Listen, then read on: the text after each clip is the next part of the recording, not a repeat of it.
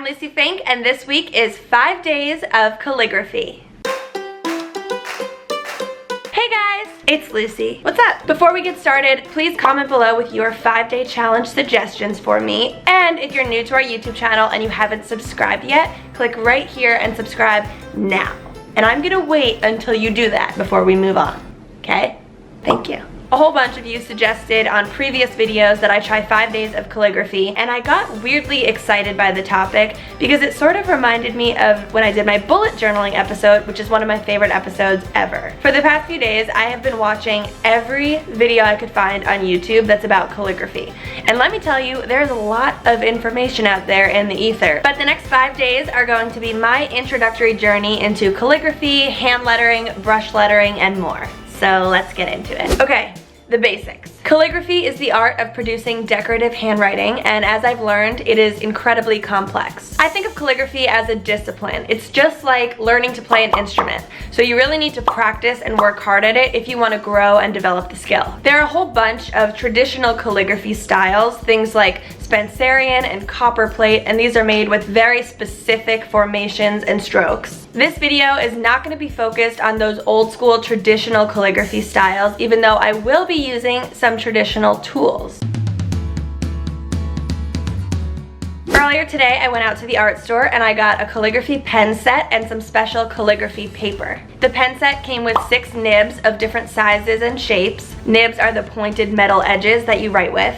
I got a pen holder, black ink, and a little bowl to pour the ink in. I also had a couple of cotton pads near me because it's important to degrease the nibs before you use them. I used rubbing alcohol to do this. And after I cleaned off my nibs, I just dove right in and got started by practicing some basic strokes. It took a little while to get used to the strokes and to get the ink to actually come out with the calligraphy pen. You know, your elbow needs to be involved when you're writing calligraphy. You're not just using your wrist, it's a whole sweeping motion of the arm. And also the pen has to be at a certain angle to the paper. You're not holding it upright like a normal ball pen. But perhaps the most important thing about calligraphy is that your downstrokes are always thick and your upstrokes are always thin. If you're gonna take one thing away from this video, downstrokes thick, upstrokes thin. Got it? It actually took me until the very end of the practice sheet before I realized how the calligraphy pen physically works. And then I felt kind of silly because I was like, well, if I just knew that ahead of time, it would have helped with the strokes. But you live and you learn. When you put pressure on the nib at a certain angle, it opens up a little. There are these 2 prongs called the tines. And when they open up and there's ink in the middle of it, it draws a double line, filling it in with ink, which is how you get your thick stroke. And then when you release the pressure, the tines close, which gives you that thin stroke going up. But sometimes if you don't have enough ink on there, or if it's not at the exact right angle, your tines will separate and draw 2 lines, but it won't fill it in with ink.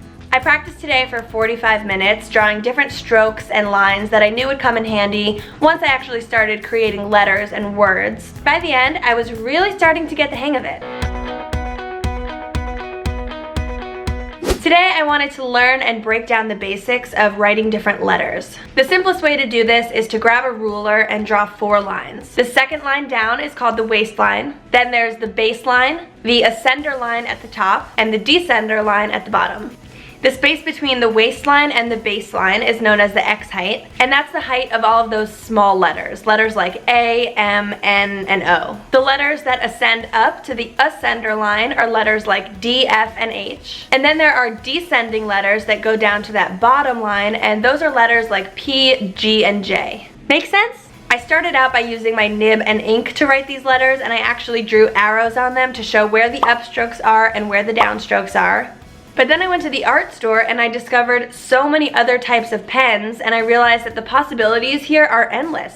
Just to show you some examples, here's a quick look at what those wavy lines look like with a few different tools. The Tombow dual brush pen was my personal favorite because I feel like it gave me the biggest contrast between those thick downstrokes and the thin upstrokes. And the bottom 2, the Bic marking marker and the Bic ball pen, even though they're great pens, they're clearly not made for calligraphy because there's no visible difference between the downstrokes and the upstrokes.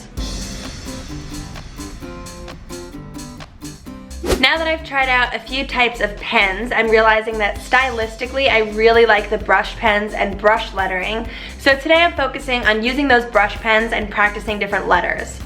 I wrote out the whole alphabet again, and I made those up and down arrows showing which are upstrokes and which are downstrokes. It's pretty amazing how many different styles of hand lettering there are and how many different ways you can make the exact same letter. And not only just uppercase and lowercase letters, but when it comes to modern calligraphy, you can be really creative with how you make those letters and where you add in those decorative elements. I think after about an hour today, my muscle memory kicked in, and I was really impressed with myself watching my hand create these crazy twirly, swirly letters that I've never been able to make before. And I'm not trying to brag, but that uppercase D was so fancy and so good. When it comes to writing out these letters, it's different than using a regular pen where you're applying equal pressure to all parts of the letter, so it definitely takes practice to get used to the feel of it. Certain letters like C and E are really hard for me because you have to go from that thin upstroke to the thick downstroke, back to that thin upstroke, all in one fluid swoop. And after I wrote out the letters in black, I practiced them in different colors, and I even tried it with the water brush. And I know I've said this word about 40 times already, but the key word here is practice. After spending so much time yesterday working on individual letters, I decided that today I was finally ready to put words together. I think one of the toughest things to remember here is that every single letter you create needs to have some sort of connection to the following letter. So you're always sort of thinking one step ahead here, and it definitely takes practice to get this technique down. Something that I thought was fun when I first started watching videos on this topic is that you can fake calligraphy pretty easily. I first wrote the word joy normally using a few different brush pens, and then I picked up my ballpoint pen and I wrote joy, and then I outlined the downstrokes with 2 lines and filled them in. I did it again with the word fake, and the key here is to just pick out those downstrokes and give them a double line and then fill them in.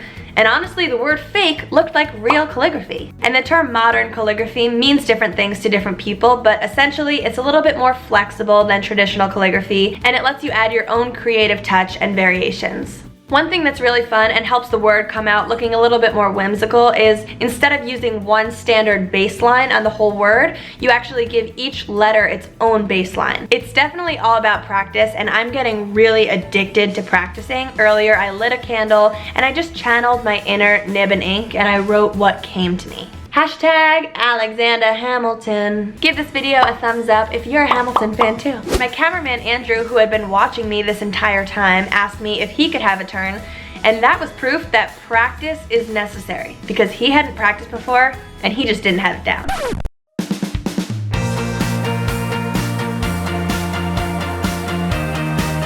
Today I played around with color and blending using the brush pens. I think it's really easy to blend if you have a Tombow colorless blending pen or a spray mister, but I didn't have either of those today. So instead I just tested out a few different blending techniques.